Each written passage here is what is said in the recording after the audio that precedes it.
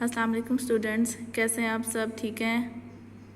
चलें जी, open your books, page number 22। हमने लास्ट लेक्चर में पढ़ा था कि ऑब्जर्वेशन बायोलॉजिकल प्रॉब्लम्स के बारे में। हमने उसमें 2 स्टेप्स पढ़े थे। फर्स्ट स्टेप था रिकॉग्निशन एंड सेकंड स्टेप था ऑब्जर्वेशन। थर्ड स्टेप हमारा आ जाता है हाइपोथेसिस। सो हम आज हाइपोथेसिस के बारे में पढ़ने लगे हैं। Formulation of hypothesis. Observations do not become scientific observations until they are organized and related to a question. Biologist organized his or her and other observations into data form and construct a statement that may prove to be the answer of a biological problem under study. यहाँ पे वो बात करें कि observations जो सी हैं वो तभी साइंटिफिकली ऑब्जर्वेशन रहती हैं जब आप क्वेश्चन से रिलेटेड ऑब्जर्व कर रहे हो। आपका क्वेश्चन कोई और है और आप ऑब्जर्व किसी और चीज़ के बारे में कर रहे हो, तो ये चीज़ गलत है। जो आपने प्रॉब्लम निकाली है उसी प्रॉब्लम का ऑब्जर्वेशन भी उसी से रिलेटेड होनी चाहिए। एक बायोलॉजिस्ट के लिए उससे रिलेटेड ऑब्जर्वेशंस को इकट्ठा करना बहुत ज़रूरी है। वो उसकी ऑब्जर्वेशंस अपनी भी हो सकती हैं और वो किसी दूसरे साइंटिस्ट की ऑब्जर्वेशंस को भी निकाल सकता है उसी प्रॉब्लम से रिलेटेड। फिर उन सबको अपने सामने रखता है और एक स्टेटमेंट देता है। ठीक है, वो स्टेटमेंट ठीक भी हो सकती है, गलत भी हो सकती है। उस स्टेटमेंट के बारे में अभी वो कॉन्फिडेंट नहीं होता। सो दिस टेंटेटिव एक्सप्लेनेशन और of observation is called a hypothesis. So ये वाली जो एक्सप्लेनेशन वो दे रहा है जिस पे अभी वो खुद भी कॉन्फिडेंट नहीं है कि मैंने जो ये एक्सप्लेनेशन दी है या ये स्टेटमेंट जो मैंने दी है ये ठीक भी है या नहीं। सो उस एक्सप्लेनेशन को हाइपोथेसिस का नाम दिया जाता है। It may be defined as a proposition that may be true, यानी कह सकते हैं कि अगर ज़्यादातर चांसेस हैं कि जो उसने स्टेटमेंट दी है वो ट्रू है, लेकिन वो गलत भी हो सकती है। अब a hypothesis should have the following characteristic. So वो जो स्टेटमेंट दे रहा है उस स्टेटमेंट के बारे में कुछ कैरेक्टरिस्टिक्स भी हैं जो कि बताई गई है नीचे उस स्टेटमेंट से रिलेटेड कि वो स्टेटमेंट ऐसे ऐसे हो सकती है। फर्स्ट आ गया, it should be a general statement. वो नॉर्मल जनरली एक स्टेटमेंट होनी चाहिए जो कि आप इजीली इंग्लिश में लिखते हो। उसके अंदर आप अलजेब्रिक एक्सप्लेनेशन वगैरह या मैथ के क्वेश्चंस या चाइनीज़ राइटिंग नहीं कर सकते हो। आप जनरली इंग्लिश में लिखो जो सारे इजीली उसको पढ़ सकें। It should be a tentative idea. Again tentative मैंने आपको पहले एक्सप्लेन किया कि ऐसा आइडिया जो कि ट्रू भी हो सकता है, फॉल्स भी हो सकता है। आप उसके ऊपर श्योर नहीं हो, ठीक है, लेकिन आपको चांसेस लगते हैं कि होप सो जो मैं स्टेटमेंट दे रहा हूँ ये ट्रू है, लेकिन अभी उस पर मैं इतना कॉन्फिडेंट नहीं हूँ। Third characteristic, it should agree with available observations, कि आपने जो ये स्टेटमेंट दी है ये उन जो ऑब्जर्वेशंस आपने पहले देखी हैं उनसे रिलेटेड ही होनी चाहिए है।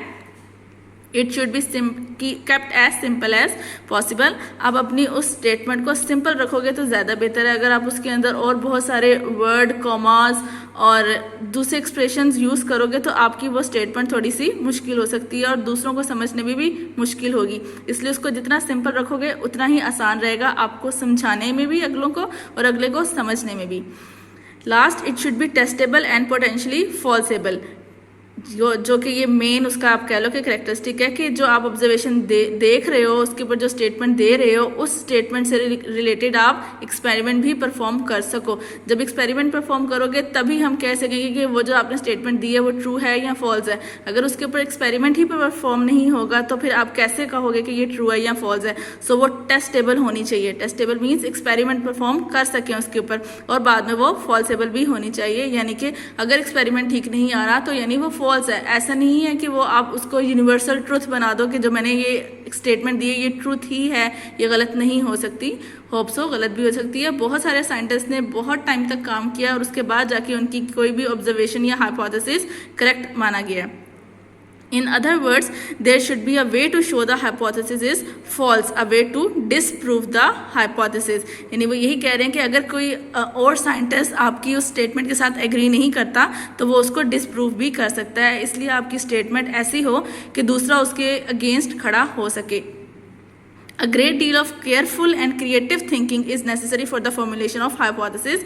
Hypothesis देना ऐसे ही कोई बच्चों का काम नहीं है, इतना आसान काम नहीं है। इसके ऊपर क्रिएटिव थिंकिंग यानी आपका माइंड होना चाहिए कि आप कुछ स्पेसिफिक स्टेटमेंट दे रहे हो जो कि ऑब्जर्वेशन से रिलेटेड है। और वो ऑब्जर्वेशन किसकी थी? जो आपने प्रॉब्लम निकाली थी। ठीक है, आपने एक प्रॉब्लम देखी, उससे रिलेटेड आपने आगे फिर पहले रिकॉग्नाइज किया उस प्रॉब्लम को, फिर उसको ऑब्जर्व किया, ऑब्जर्वेशन की, आपको हमने पीछे पढ़ चुके हैं ऑब्जर्वेशन कैसे कैसे की। फिर उस ऑब्जर्वेशन को देख के हमने ये हाइपोथेसिस दिया। Biologist use reasoning for formulation of hypothesis, कि बायोलॉजिस्ट ऐसे ही कोई भी हाइपोथेसिस नहीं दे सकते हैं, वो जो ऑब्जर्व करते हैं उसके बारे में सोचते हैं, रीज़न देते हैं और फिर एक हाइपोथेसिस निकालते हैं, यानी एक स्टेटमेंट देते हैं। नेक्स्ट आ जाए डिडक्शन, यानी आप हाइपोथेसिस से next topic.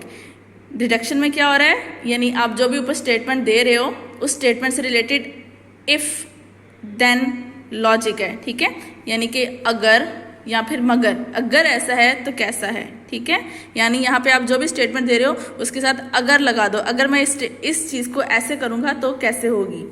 In the next step, biologist draws deduction from hypothesis. Deductions are the logical sequences of hypothesis. For this purpose, a hypothesis is taken as true and expected results, यानी कि deduction are drawn from it. यानी अब इस deduction के लिए क्या है कि आपने जो ऊपर hypothesis दिया था, आप समझ लें कि वो मैंने जो hypothesis दिया वो correct है। अब मैंने इस correct hypothesis को आगे लेकर चलना है और मैं उसके लिए क्या करूँगा कि मैं कहूँगा कि अगर मैंने ये सही हाइपोथेसिस दिया है तो इसके ऊपर मुझे ये वाला एक्सपेरिमेंट परफॉर्म करना चाहिए। ये जो मैं अगर और ये कह रही हूँ, हमारी आगे पूरी एक्सप्लेनेशन है मलेरिया के टॉपिक के ऊपर इसी की एग्जांपल के साथ। सो मैं उसके अंदर भी आपको ये डिस्क्राइब करूँगी कि आप देखें मैंने यहाँ पे अगर बोला, यानी कि ये वाला आपका पॉइंट डिडक्शन का था, यहाँ पे आपने हाइपोथेसिस दिया था, ठीक है। यहाँ पे मैं आपको एग्जाम्पल नहीं दे रही क्योंकि हमारी पूरा आगे चैप्टर ही एग्जाम्पल के ऊपर है। Generally, in biological method, if a particular hypothesis is true, then one should expect deduct a certain result. This involves the use of if then logic. अभी भी जो मैंने आपको बात बताई है ये वही बात कह रहे हैं कि अगर आपका हाइपोथेसिस ट्रू है तो आपके हाइपोथेसिस में if then logic वाली स्टेटमेंट होनी चाहिए, यानी अगर वाली स्टेटमेंट होनी चाहिए। ब्लू बॉक्स पे आ जाएं आप। Biologists can't usually check every situation where a hypothesis might apply. Let's consider a hypothesis.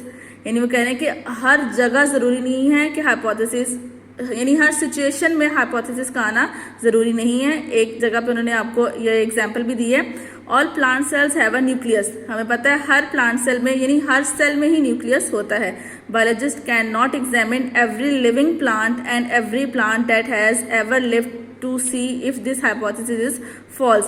So वो कह रहे हैं कि बायोलॉजिस्ट हर प्लांट के हर सेल को नहीं देख सकते कि उसके अंदर न्यूक्लियस है या नहीं है, या वो जो पुराने प्लांट्स थे जो कि अब एक्सटेंट हो चुके हैं उनको निकाल के नहीं चेक कर सकते हैं कि उसमें न्यूक्लियस है या नहीं है। इतने सारे प्लांट्स हैं, मिलियन ट्रिलियंस हैं, अब हर एक को तो नहीं ना वो चेक करने बैठेंगे।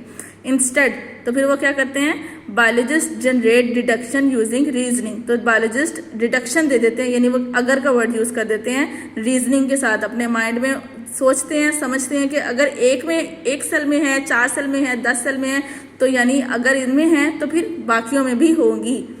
From the above hypothesis a biologist can make the following deduction. If I examine cell from a blade of grass then each one will have a nucleus, यानी कि अगर मैं एक ग्रास के सेल को चेक करता हूँ तो अगर उसमें न्यूक्लियस है तो इसका मतलब सारी ग्रास के हर सेल में न्यूक्लियस है, ठीक है, डिडक्शन। नेक्स्ट आ जाए अब experimentation.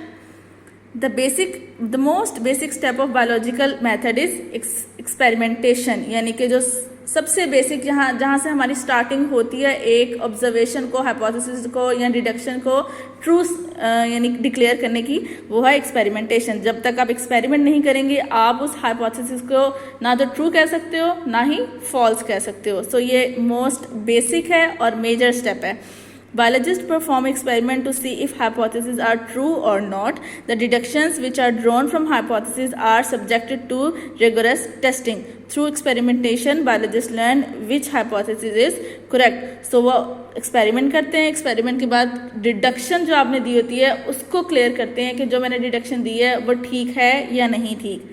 The incorrect hypotheses are rejected and the one which prove correct is accepted. जो गलत होता है उसको रिजेक्ट कर दिया जाता है, यानी जिसके एक्सपेरिमेंट के रिजल्ट क्लियर नहीं आ रहे होते हैं वो गलत डिक्लेयर कर देते हैं और जिसके ठीक आ जाते हैं उसको प्रूव कर देते हैं और एक्सेप्ट कर देते हैं। An accepted hypothesis makes further predictions that prove an important way for further test its validity. यानी जो एक्सेप्ट कर लिया जाता है हाइपोथेसिस, उसको फिर आगे फर्दर उसके ऊपर काम किया जाता है, बार बार टेस्ट किया जाता है और चेक किया जाता है कि ये ठीक है ना, कहीं गलती तो नहीं आ रही। यानी उसको नंबर ऑफ टाइम चेक करके प्रूफ करके फिर उसके ऊपर रिजल्ट शो करते हैं कि अब ये जो आपने हाइपोथेसिस दिया था ये ट्रू है। नेक्स्ट पेज पर आ जाएं, page number 23। Summarization of result, यानी एक्सपेरिमेंट करने के बाद जो हमारे रिजल्ट आते हैं उनको समराइज करना, उनको कहीं पे लिखना किसी न किसी वे में। Biologist gathered actual quantitative data from experiments. Data for each of the group are then averaged and compared statistically. To draw conclusions, biologist also uses statistical analysis. Biologist अब जो उन्होंने एक्सपेरिमेंट किए होते हैं, जहाँ से उन्होंने अपना डाटा निकाला होता है, उन डाटा सारे डाटास को लिखते हैं, एक जगह ग्रुप बनाते हैं, उसकी एवरेज लेते हैं। आप लोग आगे जब अपने एक्सपेरिमेंट्स परफॉर्म करोगे तो आप देखोगे हम हर एक्सपेरिमेंट 3 to 5 टाइम्स पहले उसको यानी परफॉर्म करते हैं, उसके बाद जो उनके रिजल्ट आते हैं उनको एवरेज निकालते हैं और फिर उसके ऊपर कंक्लूजन देते हैं कि इस आपका जो एक्सपेरिमेंट है इसका रिजल्ट ये निकला है। Reporting the results. Biologists publish their findings in scientific journals and books, in talks at national and international meetings and in seminars at colleges and universities.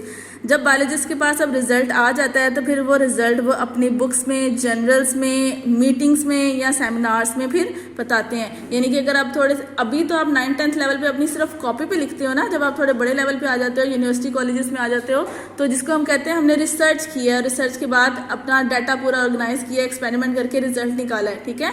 बहुत सारे बच्चे कहते नहीं हम लोगों ने रिसर्च की थी और हमारी बुक ये पब्लिश हुई थी, तो वो जो एक दफ़ा रिसर्च करने के बाद रिजल्ट आने के बाद जो बुक पब्लिश करते हैं, यहाँ पे वो इस बारे में बता रहे हैं। Publishing of result is an essential part of scientific method.